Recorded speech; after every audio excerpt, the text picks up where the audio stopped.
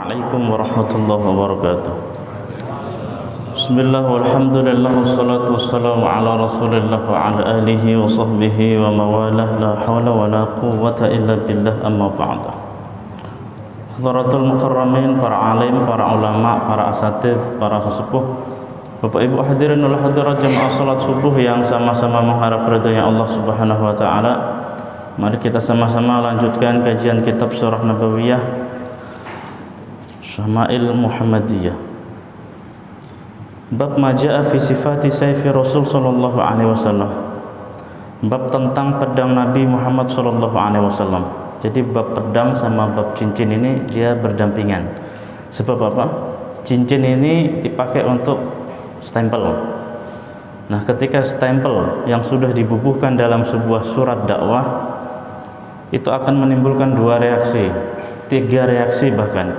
Reaksi pertama, surat itu diterima, kemudian ajakan dakwah di dalamnya diterima juga.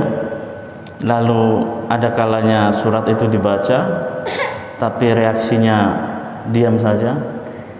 Dan yang ketiga, surat itu diterima, tapi reaksinya ingin mengajak perang gitu, ingin menghancurkan. Oleh sebab itu, kalau musuh sudah menyerang, harus diantisipasi dengan pedang. Nah, makanya oleh Imam Tirmidzi bab pedang ini diletakkan oleh beliau setelah bab cincin Nabi Muhammad sallallahu alaihi wasallam.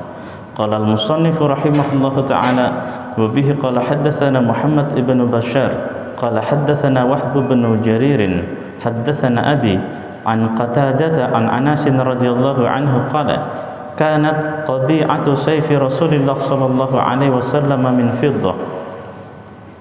Imam Tirmidzi rahimahullahu taala beliau berkata, telah bercerita kepada kami Muhammad bin Bashar. Beliau berkata telah bercerita kepada kami Wahab bin Jarir.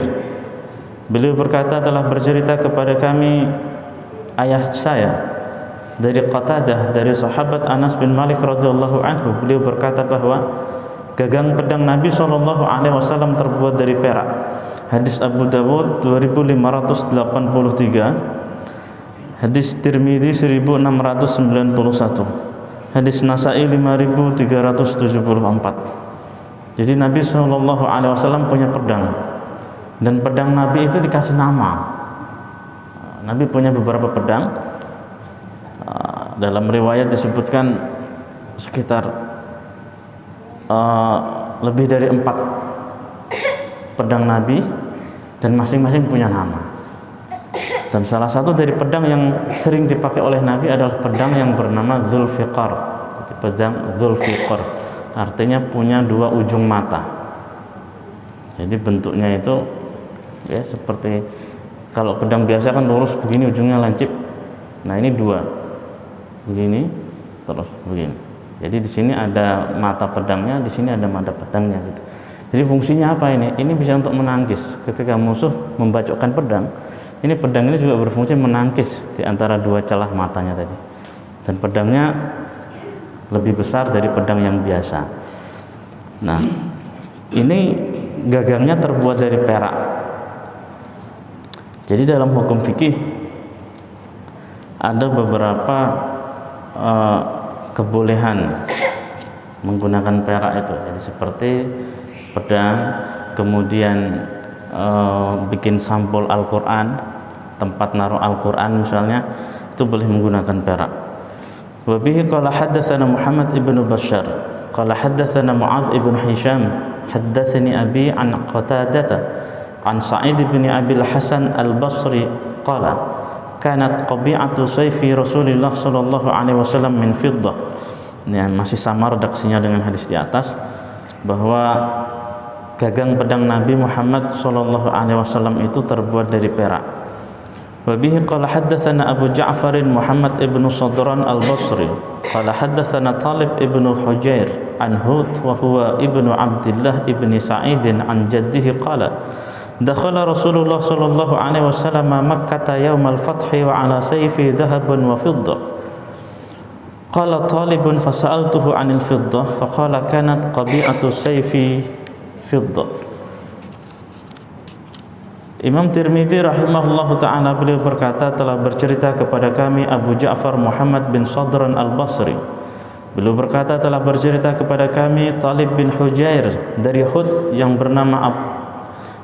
bergelar Ibnu Abdillah Ibnu Sa'id dari kakeknya.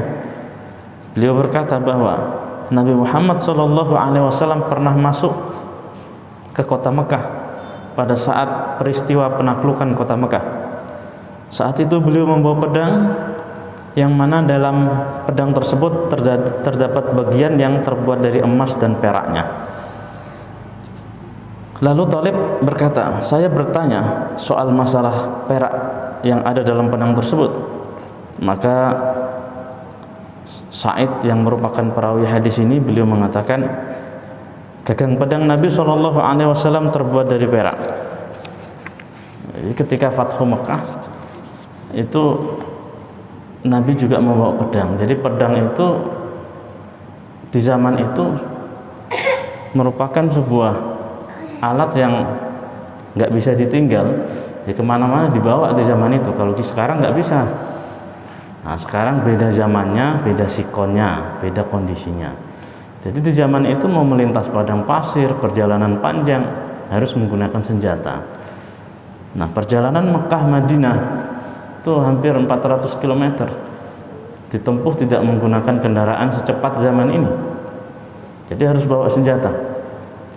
Dan dalam riwayat ini juga terdapat penegasan terhadap hadis-hadis sebelumnya bahwa gagang pedang Nabi terbuat dari perak. Nah, sayangnya di sini perawi tidak menyebutkan di bagian manakah dari pedang tersebut yang terbuat dari emas. Nah, kemungkinan karena pedang itu biasanya sarungnya itu ada semacam ikatan yang ada ukirannya di tengah, di ujung, dan di dekat pangkal. Nah, kemungkinan itu yang terbuat dari perak atau di salah satu bagian dari ujung pedangnya. Makanya pedang itu kan kalau disarungkan dia berbunyi sering. Nah, misalnya kita pernah lihat pedang samurai, tapi samurai yang asli bukan yang imitasi, itu asal disarungkan dia bunyinya cering gitu. Sebab di pangkal di tempat penyarungannya ini itu dikasih intan atau titanium. Jadi otomatis dia pedang itu tajam terus gitu.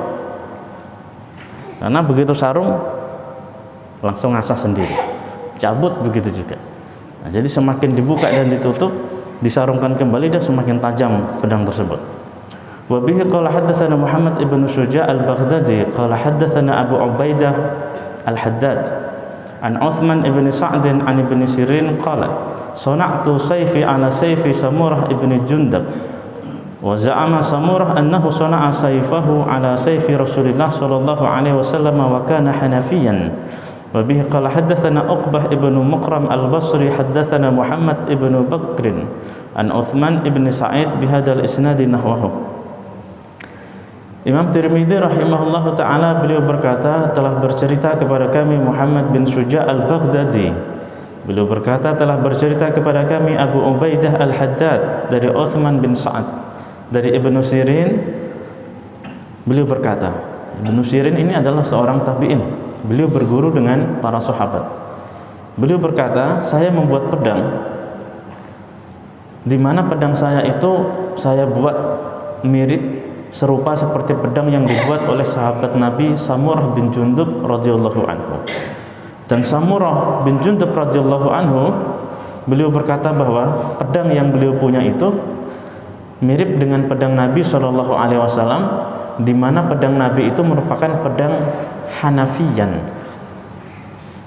Jadi di Hijaz, di kota Hijaz itu ada satu suku. Suku tersebut bernama suku Hanafiyah. Nah, suku Hanafiyah ini memang terkenal dengan pakar membuat senjata. Nah, senjata yang paling sering digunakan oleh orang Arab dan paling sering dibawa adalah pedang dan panah. Nah, pedang Nabi SAW itu merupakan pedang yang dibuat oleh suku Hanafiyan. Oleh sebab itu, di sini para sahabat pun banyak yang niru. Jadi memang sudah seperti itu. Apa yang dibuat oleh Nabi, para sahabat itu tanpa komen, tanpa perintah, itu dari hati mereka sudah tergerak gitu. ingin meniru apa yang dilakukan oleh Nabi SAW. Oleh sebab itu wajar ya, kalau para sahabat itu kedudukannya juga istimewa di hadapan Allah Subhanahu wa taala. Nah, berbeda dengan kita saat ini. Kalau Abu Bakar Siddiq misalnya dalam perang Tabuk hartanya habis digunakan untuk fisabilillah, artinya mereka itu sanggup mengorbankan apa yang mereka cintai demi mendapatkan cintanya Allah dan Rasulnya. Tapi kalau hari ini kita kebalikannya, justru untuk mendapatkan harta benda dunia kita sanggup mengorbankan kecintaan Allah dan Rasulnya. Sholat sanggup kita tinggalkan, puasa sanggup kita tinggalkan, zakat, haji apalagi, demi untuk mendapatkan duniawi semata-mata. Nah, kalau para sahabat kebalikannya, dunia mereka sanggup mereka korbankan demi Allah dan Rasulnya. Oleh sebab itu wajar kedudukan mereka sangat tinggi di hadapan Allah Subhanahu wa ta'ala. Padahal mereka bukan Nabi, bukan Rasul, mereka manusia biasa. Bahkan yang rata-rata sebagian besar dari mereka itu separuh dari usia mereka pada mulanya habis untuk hal-hal yang maksiat, jahiliyah. Tapi begitu mereka tersentuh dengan hidayah, begitu mereka menyatakan diri masuk Islam dan beriman kepada Allah, Islam mereka bukan ucapan. Kalau kata orang kita, Islam mereka itu bukan kaleng-kaleng gitu. Imannya para sahabat itu bukan kaleng-kaleng, bukan macam kita. Oleh sebab itu mereka dijadikan oleh Allah sebagai figur. Makanya para ulama sepakat bahwa manusia yang kadar keimanannya paling kuat dan paling tinggi dari seluruh manusia selain Nabi dan Rasul itu Abu Bakar Siddiq radhiyallahu anhu. Sebab apa? Seperti itu perjuangannya. Apapun gerak-gerik Nabi ditiru. Seperti itu.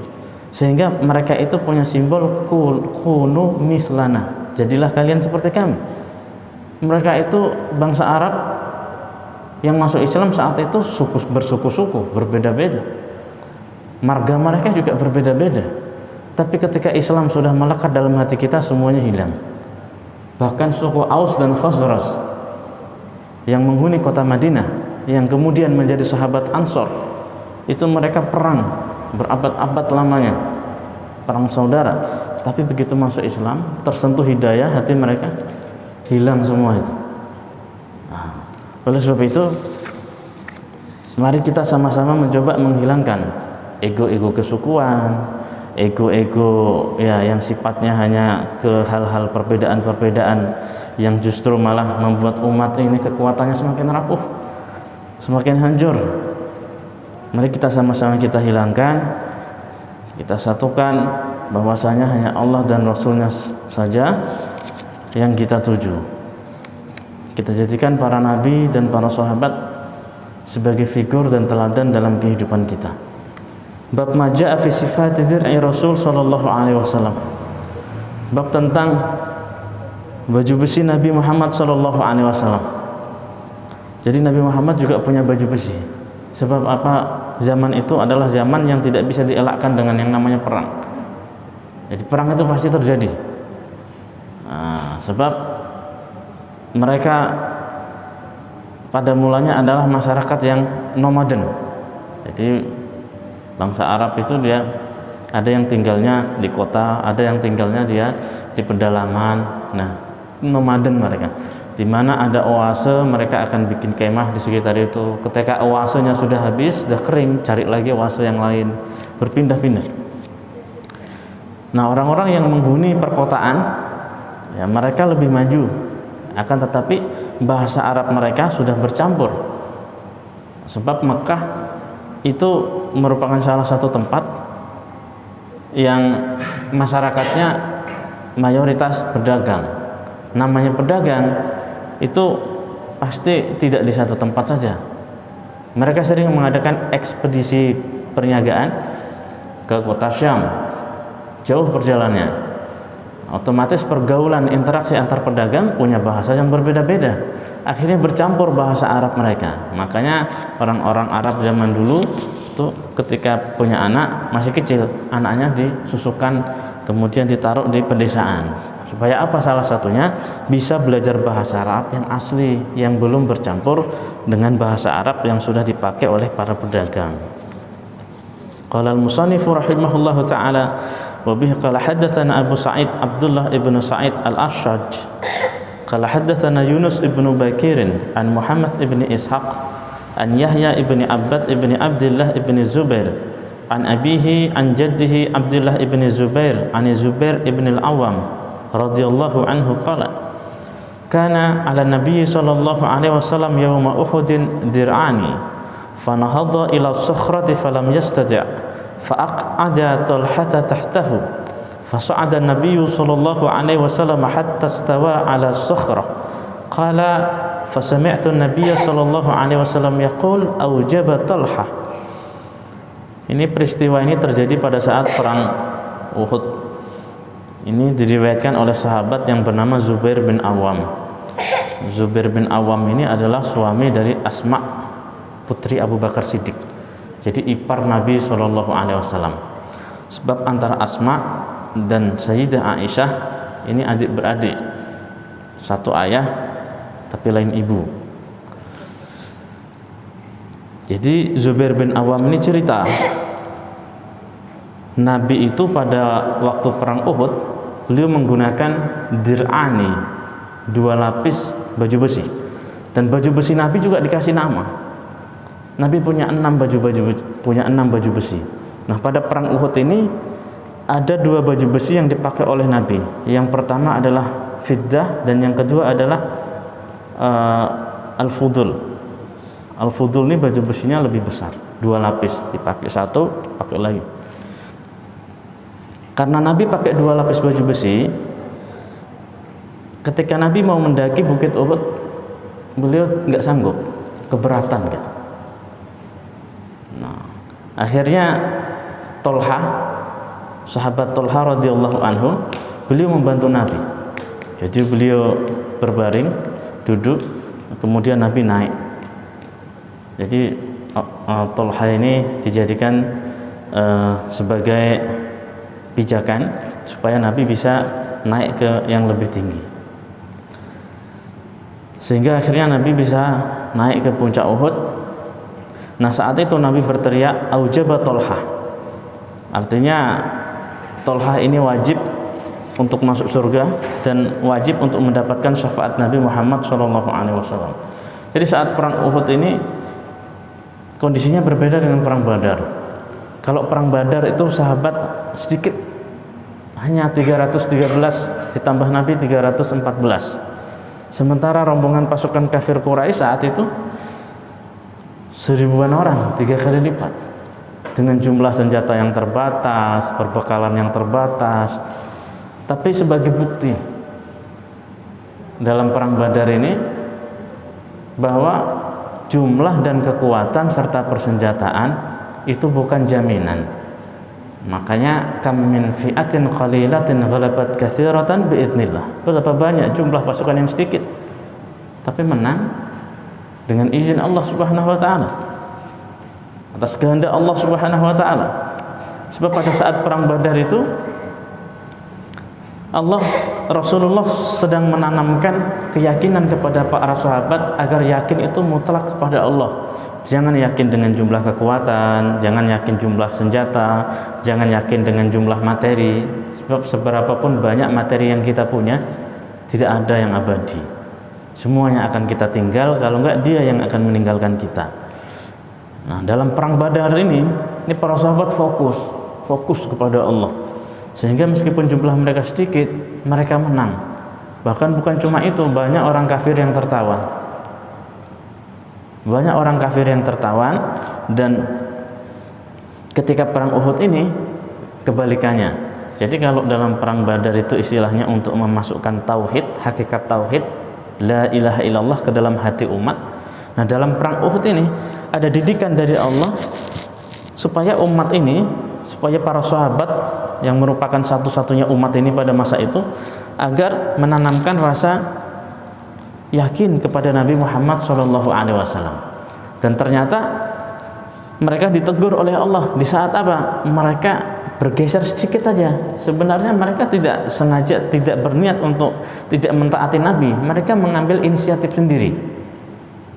Jadi pengalaman dari perang Badar, jadi kekalahan pasukan Quraisy itu salah satunya adalah tidak menguasai sumber air. Nah, jadi sebelum perang Badar dimulai itu sudah ada di tengah-tengah kaum muslimin sahabat yang mempelajari dulu wilayah itu. Wilayah Badar itu dipelajari, kira-kira posisi mana nanti. Nah, akhirnya ada sumber air di situ.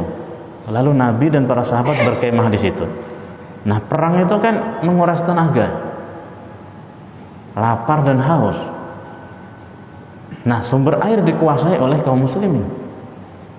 Nah, ini otomatis pasukan kafir Quraisy sudah kalah poin, sehingga mereka kalah, akhirnya kalah telak.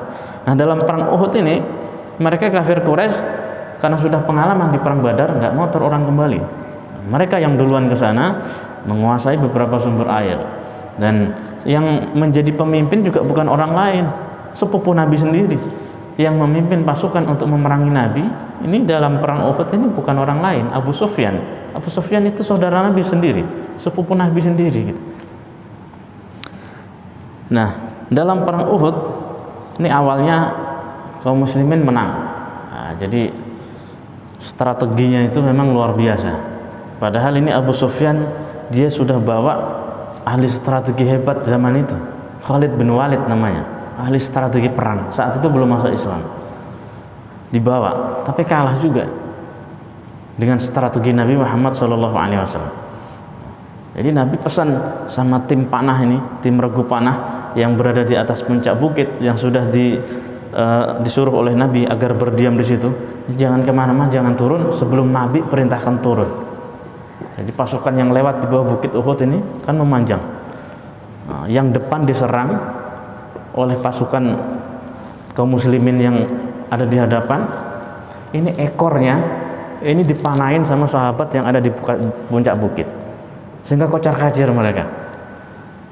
Nah, jadi karena kocar-kacir itu mereka melarikan diri, mundur di belakang. Otomatis karena ekor pasukan ini mundur, melarikan diri ke depan, akhirnya kan tinggal sedikit. Mentalnya sudah down. Nah, mereka lari, kabur, lari, muter karena ini bukit, muterin bukit gitu. Ini sahabat turunnya melihat ini kan banyak harta rampasan perang yang ditinggal begitu saja, ada senjata, ada logistik dan lain sebagainya oleh pasukan musuh dalam perang Uhud ini. Ini mereka turun mau mengamankan ini, sebab harta ghanimah ini dihalalkan untuk umat Nabi Muhammad SAW, mau diamankan, mau dikumpulkan. Nah, ketika dia turun, ini Khalid bin Walid yang memimpin pasukan tadi yang lari itu muter balik lagi. Nah, ketika mereka di sini disergap dari dua arah, dari sini sama dari sini. Nah, habislah ini. Sehingga banyak sahabat yang syahid pada waktu itu. Sahabat yang punya banyak hafalan Al-Qur'an syahid sampai 70-an orang. Nah, dari pengalaman itulah lalu di kemudian hari Umar bin Khattab punya inisiatif, ini Al-Qur'an harus ditulis, harus dibukukan. Sebab apa? Nanti kalau semua sahabat meninggal yang punya hafalan Quran, ini Al-Quran bisa punah di muka bumi. Umat setelah kita, generasi setelah kita, kata Umar, nggak bisa ngaji, nggak bisa kenal Al-Quran, nggak bisa kenal perintah Allah di zaman itu. Nah, akhirnya bahkan Nabi SAW sendiri luka dalam perang Badar, dalam perang Uhud ini. Nah, karena kondisi sudah morat-marit seperti itu, para sahabat nggak tahu ini Nabi masih hidup apa sudah meninggal, apa syahid dalam pertempuran itu. Nah, lalu Nabi naik ke Bukit Uhud. Tujuannya untuk apa? Begitu naik Nabi ke Bukit Uhud kan sahabat bisa melihat Nabi masih hidup. Dan ini semangat akan naik, sebab dalam pertempuran itu komando seorang pemimpin ya, kalau pemimpinnya gugur, ya ini bisa menurunkan mental pasukan. Nah, ketika Nabi naik ini keberatan, soalnya baju besinya 2 lapis. Lalu begitu naik Nabi ke puncak Uhud, para sahabat dapat melihat Nabi, bahwa Nabi dalam keadaan hidup, semangat mereka naik. Nah, dalam perang Uhud ini sama, seri istilahnya. Orang kafir juga banyak yang terluka, tapi di sini seri. Nah, di sini teguran dari Allah. Artinya apa? Umat ini disuruh yakin dengan perintah Nabi SAW. Jadi kalau Nabi SAW apa yang beliau ucapkan, apa yang beliau sabdakan, udah nggak usah banyak komen, diikutin aja. Diikutin aja. Nah, ini satu contoh nyata terjadi dalam perang Uhud. Nah, hari ini betapa banyak kita mengaku umat Nabi, cinta Nabi dan lain sebagainya. Nah, tapi sunnah Nabi nggak kita hidupkan. Sunnah Nabi nggak ada dalam kehidupan kita, nggak ada kehidupan anak, istri kita, keluarga kita. Sehari-hari justru malah kadang lisan kita memuji Nabi, lisan kita dengan merdu menyenandungkan sholawat Nabi, memuji-muji Nabi, tapi sifat kita pribadi kita menginjak-injak sunnah Nabi. Baca sholawat suaranya merdu, minumnya pakai tangan kiri, makannya pakai tangan kiri. Ini hal-hal kecil nampaknya memang, akan tetapi kan la saghair ma'al istimrar wala kabair ma'al istighfar, kata Imam Al-Ghazali rahimahullah ta'ala. Gak ada sesuatu yang kecil kalau dikerjakan secara terus menerus. Sedikit nih, satu hari nabung 1000, lama-lama banyak. Begitu juga sebaliknya, nggak ada dosa besar kalau selalu dilebur dengan istighfar. Makanya Nabi itu sehari semalam, dalam satu riwayat 70 kali beliau istighfar, dalam riwayat yang lain 100 kali beliau istighfar. Sebab kita ini nggak ada yang salah, kita ini nggak ada yang nggak salah, banyak salahnya. Oleh sebab itu istighfar. Nabi mengajarkan kepada umat istighfar. Kalau Nabi aja istighfar, minta ampun kepada Allah setiap hari, kenapa kita enggak?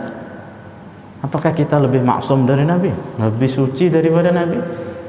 Nah, sehingga kita enggak mau istighfar, merasa berat dengan istighfar. Bahkan kadang istighfar itu sendiri justru malah jadi hukum percekcokan baru pula. Astagfirullahaladzim, ini Nabi enggak pakai al-azim, ini al-azimnya ini salah, harus astagfirullah, harus seperti itu aja. Justru malah lucu gini. Kalau umat di zaman Nabi disuruh istighfar aja, nggak banyak cerita, nggak banyak komen. Ini kita banyak kali pembahasannya. Akhirnya hukum aslinya nggak kita amalkan, malah kita hanya berkutat di kulit. Mau makan buah, kulit aja yang dibahas. Jadi kapan makannya? Ada orang dipetek ular, ini harus segera diobati. Ini jangan malah banyak cerita, ini ularnya warnanya apa, panjangnya seberapa, besarnya seperti apa, bukan. Ini harus segera diobati. Nah, jadi seperti itu, kita perbanyak istighfar. Dan dalam perang Uhud ini gigi Nabi sampai rontok, berdarah. Beliau sampai punya luka yang luka ini cukup parah dalam perang Uhud. Nah, satu kali aja sahabat tidak mentaati Nabi Muhammad SAW dalam perang Uhud. Bab maja'a fi sifati mighfar Rasul sallallahu alaihi wasallam. Bab tentang topi besi Nabi Muhammad sallallahu alaihi wasallam. Wa bihi qala hadatsana Qutaibah ibnu Sa'id hadatsana Malik ibnu Anas an ibnu Shihab an Anas bin Malik radhiyallahu anhu anna Nabiy sallallahu alaihi wasallam dakhala Makkah wa alaihi mighfar faqila lahu hadha ibnu Khattal muta'alliqan bi astaril Ka'bah faqala uqtuluhu. Ini sahabat Anas bin Malik radhiyallahu anhu, beliau menyampaikan bahwa Nabi ketika Fathu Mekah, menaklukkan kota Mekah, jadi ketika menaklukkan kota Mekah ini Nabi datang membawa sekitar 10.000 orang sahabat. Nah, ini orang-orang kafir jahiliyah, mereka lari ketakutan. Sebab apa? Ini 10.000 orang yang dibawa Nabi bukan jumlah yang sedikit. Mereka lari ke sana kemari, ke sana kemari. Termasuk Abu Sufyan yang memimpin perang Uhud kabur, lari. Nah, padahal Nabi ketika datang ke sana, Nabi membukakan pintu maaf yang selebar-lebarnya. Dan ini diucapkan oleh Nabi. Siapa yang diam di rumah nggak keluar sebagai bentuk pernyataan protes, permusuhan, dia aman. Siapa yang masuk ke rumah fulan di fulan aman. Siapa yang menyarungkan pedangnya aman. Termasuk Nabi juga mengatakan siapa yang masuk di rumah Abu Sufyan aman. Padahal jelas-jelas Abu Sufyan itu memusuhi Nabi, sepupu Nabi sendiri. Padahal orangnya nggak ada, orangnya udah kabur. Orangnya sudah kabur. Jadi ini jiwa pemaaf Nabi yang luar biasa. Nah, ini kita diajarkan untuk pemaaf ya, meskipun Ini sulit kan, maafin orang ini sulit. Apalagi orang ini sudah nyakiti kita luar dalam. Nah, ini sulit karena orang itu kan sukanya dipuji. Dan makanya banyak orang yang binasa gara-gara pujian. Di sini disanjung, di sana dilambung, di situ didukung. Nah, akhirnya orang jadi gila pujian. Nah, padahal pujian itu bisa membuat kita jadi terpedaya, akhirnya lupa diri. Nah, makanya banyak orang gila hormat. Saya harus jadi ketua, kalau nggak jadi ketua begini, saya harus ini. Jadi susah. Mimpin orang mau tapi dipimpin tak mau. Nah, ini sulit. Makanya dalam pemimpinan pasukan perang itu Nabi berbeda-beda. Ada kalanya yang jadi pemimpin tuh orangnya seperti ini, kriteria Umar bin Khattab. Tapi ada kalanya enggak. Karena Nabi punya strategi sendiri. Nah, dalam satu pertempuran, dalam satu perjalanan jihad fisabilillah, itu ada satu pasukan di mana pemimpinnya itu ditunjuk oleh Nabi bukan sahabat yang terkenal, sahabat biasa, bahkan bukan bangsa Arab yang kulit putih, kulitnya hitam. Sementara di pasukan itu ada Abu Bakar, ada Umar, sahabat senior. Umar bin Khattab itu ahli gulat, jadi ahli perang. Jadi ketika waktu sholat tiba, ini bukan Abu Bakar yang disuruh jadi imam sama sahabat yang menjadi panglima dalam perang tersebut, tapi justru orang lain yang hafalan Qur'annya sedikit. Jadi ketika jadi imam, ini banyak sahabat yang negur, kenapa nggak Abu Bakar? Abu Bakar ini kan sahabat senior.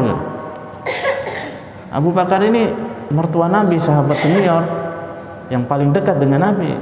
Ini kok justru malah sahabat lain yang jadi imam, habis itu bacaannya pendek pula. Nah, yang kedua, malam-malam ini Umar ini kan kedinginan, dia nyalain api. Tapi oleh panglima perang ini disuruh padamkan. Umar kan marah, sebab apa? Orang tua kedinginan, butuh penghangat, nyalakan api, malah disuruh padamkan. Tapi mereka punya sifat sami'na wa ata'na. Nah, ini kelebihan mereka. Hati mereka memang nggak setuju, tapi sami'na wa ata'na terhadap perintah seorang pemimpin, seorang amir yang ditunjuk oleh Nabi SAW. Nah, begitu perang selesai, kembali ke Madinah, mereka cerita, lapor kepada Nabi SAW. Ini yang jadi imam kenapa bukan Abu Bakar? Ini malah orang yang nggak terkenal, yang bacaan Qur'annya sedikit, hafalannya sedikit. Kata panglima perang tadi, ini kan kita dalam perang. Abu Bakar ini orangnya khusyuk, kalau sholat lama.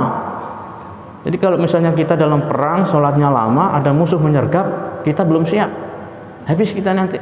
Sebab ini kondisinya perang, kondisinya kita dalam perjalanan dalam perang. Nah, kemudian ini sahabat Umar juga komplain. Panglima perang tadi menjawab, ini Umar nyalain api unggun di tengah malam. Jadi ketika api ini nyala kan berasap. Ini kita bisa dilihat keberadaan kita sama musuh. Oh, di sana. Kita bisa kena kepung, kena gerilya nanti. Nah, oleh sebab itu sifat sami'na wa ata'na itu sangat penting, dan ini yang banyak hilang. Ada santri menuntut ilmu misalnya, kok sifat sami'na wa ata'nanya sama gurunya, sama peraturan di pondok, di sekolah itu kurang. Nah, ini yang akan membuat santri itu nggak betah di pondok, akhirnya pindah pondok, kemudian lama-lama bosan dengan pondok, pulang. Makanya jadi ulama tuh berat prosesnya. Makanya dari 3 amal jariah yang akan terus mengalir itu, poin kedua adalah ilmu gitu. Poin ketiga adalah doa anak yang soleh. Untuk punya anak yang soleh itu udah susah, karena nggak setiap kita punya anak. Yang punya anak pun belum tentu anaknya jadi soleh semua. Dan punya anak yang soleh yang mau mendoakan kepada kedua orang tuanya, itu yang kita harapkan. Poin ketiga. Kemudian poin kedua yang diletakkan oleh Nabi dalam 3 amal jariah yang terus mengalir adalah ilmu yang bermanfaat. Jadi posisinya lebih tinggi. Sebab apa, ilmu itu agak sulit.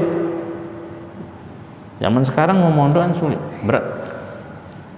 Ada orang tuanya sudah yakin, anaknya masih ragu. Ada anaknya yakin, niatnya kuat, orang tuanya ragu. Anak bapak sama-sama kuat niatnya, saudara-saudaranya yang ragu. Macam-macam ujiannya itu. Nah, jadi hanya bunga-bunga yang berkualitas saja yang akan menjadi cikal bakal buah. Sedangkan bunga-bunga yang nggak berkualitas dia rontok, kena angin rontok, kumbang datang hingga rontok. Nah, jadi hanya bunga-bunga yang berkualitas. Begitu juga orang menuntut ilmu itu seperti itu. Misalnya jenjang waktunya 5 tahun, kan kelas 3 udah rontok, kelas 1 udah rontok. Nah, baru 1 bulan udah rontok. Bahkan kemarin kami menerima santri baru ada 70-an orang di Sekupang. Ini baru 3 hari 3 orang udah rontok. Jadi alasannya itu yang aneh-aneh yang nggak masuk akal. Sebenarnya memang setan seperti itu. Setan itu nggak suka kalau ada orang soleh, tapi lebih nggak suka lagi kalau ada orang mau menuntut ilmu. Kenapa seperti itu? Sebab kalau setan ini dia menuntut ilmu, kalau setan ini menggoda orang yang menuntut ilmu, ini dampaknya luar biasa. Dampaknya luar biasa. Jadi ketika ada orang menuntut ilmu, dibikin gusar sama setan. Ini orang jangan sampai istiqomah, jangan sampai mondok. Kalau mondok jangan sampai istiqomah. Kalau dia mondok jangan sampai ikut tertib. Nggak tahan pokoknya. Sebab apa? Nanti ini orang kalau lulus, kalau dia selesai menuntut ilmu, jadi alim, dia bisa mengajarkan ilmunya kepada orang banyak. Akhirnya banyak orang yang jadi berilmu juga sebab dia. Bahaya. Tapi kalau ada orang soleh, sholat aja di pojok masjid, biarin aja. Dia khusyuk dalam sholatnya. Sebab dia nggak ajarkan ilmunya kepada orang lain. Kalau ada orang ngaji, biarin aja gitu. Sebab dia hanya untuk pribadi dia aja. Makanya ketika ada orang berpikir kebaikan, ada seorang hamba berpikir kebaikan untuk orang lain, ini setan incar dia siang malam. Incar dia siang. Nah, jadi ketika beliau masuk ke kota Mekah ini, penaklukan kota Mekah, akhirnya semua orang menyerah, banyak yang masuk Islam. Nah, tapi ada 8 orang, ada 17 orang, 11 laki-laki dan 6 perempuan. Ini mereka selain tidak mau beriman, juga mereka juga secara terang-terangan memusuhi Nabi SAW. Jadi 17 orang ini diputuskan oleh Nabi untuk dihukum mati. Akhirnya 17 orang ini susut sebab ada yang dapat hidayah masuk Islam, hanya tinggal 4 orang laki-laki dan 4 orang perempuan. Nah, dari 4 orang laki-laki ini ada 1 orang yang bernama Ibnu Khattal. Ibnu Khattal ini dia nggak mau beriman. Dulunya dia muslim, ikut hijrah di kota Madinah. Dikasih tugas oleh Nabi untuk apa? Ngambil harta zakat. Jadi harta zakat, makanya ayat yang berbunyi itu kan khudz min amwalihim, ambillah. Jadi Nabi mengutus tim untuk ngambil harta zakat dari masyarakat kaum muslimin saat itu yang ada di kota Madinah. Nah, Ibnu Khattal ini ketika masuk ke satu rumah, dia minta dijamu oleh penghuni rumah. Tapi penghuni rumah nggak mau menyediakan makanan. Kan kamu diperintahkan di sini cuma untuk mengambil harta zakat, bukan untuk singgah, bukan untuk minta makanan. Tapi Ibnu Khattal ini minta dijamu. Nah, Sahibul Bait nggak mau. Akhirnya dia marah. Ini Ibnu Khattal ambil pedang, dibunuh Sahibul Baitnya. Hartanya dirampas, lalu dia kabur ke kota Mekah. Sampai di kota Mekah, supaya dapat dukungan karena dia sudah terlanjur hijrah, dia menjelek-jelekkan Nabi dan sahabat, murtad, kemudian mencaci maki Nabi dan para sahabat. Bahkan dia beli budaknya 2, perempuan semua. Disuruh apa? Nyanyi, bikin syair, nyanyi. Isinya apa? Isinya menjelek-jelekkan Nabi dan Islam. Nah, oleh sebab itu, ini Ibnu Khattal ini ketika Nabi datang ke Mekah pada saat Fathu Mekah, dia sembunyi. Sembunyinya kemana? Karena dia tahu akan dihukum mati. Dia sembunyi, dia kabur sembunyi di balik kisai Ka'bah. Jadi Ka'bah itu kan ada kain penutupnya. Itu pemberi kain pertama itu Raja Tuba al-Yamani. Jadi Ka'bah itu dulunya hanya batu aja, kemudian ada kisainya. Nah, dia sembunyi di situ. Tapi akhirnya ketahuan. Lalu disuruh untuk dihukum mati. Dan dia pun pintar. Ini di Baitullah. Di Baitullah ini tidak boleh menumpahkan darah. Nah, dan Nabi pasti tidak akan mungkin menumpahkan darah. Dia pintar. Dia bikin strategi. Tapi salah. Ini perintah khusus dari Nabi SAW. Akhirnya dia pun dibunuh pada saat itu. Nah, saat itu Nabi SAW punya topi besi. Jadi beliau pakai sorban. Jadi topi besi cincinnya dililitkan di atas sorban. Nah, jadi dua beliau pakai. Wa ala ra'sihi imamatun sauda. Beliau pakai sorban warna hitam. Nah, jadi beliau pakai sorban warna hitam. Dan nanti setelah bab tentang topi besi ini, kita akan masuk tentang bab imamah. Bab sorban Nabi sallallahu alaihi wasallam. Wallahu a'lam bishawab. Sampai di sini, Bapak Ibu, ada yang mau ditanyakan? Minggu depan insyaallah kita akan sampai pada bab majaa fi imamatin Nabi sallallahu alaihi wasallam. Wallahu a'lam bishawab. Tidak ada? Mari kita sama-sama berdoa. Semoga Allah Subhanahu wa taala senantiasa memberikan kita limpahan karunia yang tak terhingga sehingga kita bisa semakin dekat dengan Allah Subhanahu wa taala. A'udzubillahi minasyaitonir rajim. Bismillahirrahmanirrahim.